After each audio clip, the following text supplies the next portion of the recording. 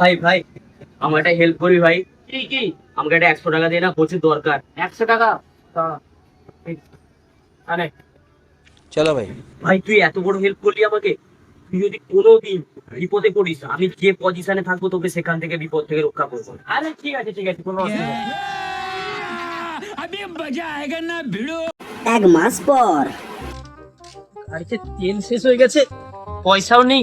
কবিতা বলেছিল বিপদে আমার পাশে থাকবে, আবার ফোন করে দেখি দাঁড়া কি বলছে।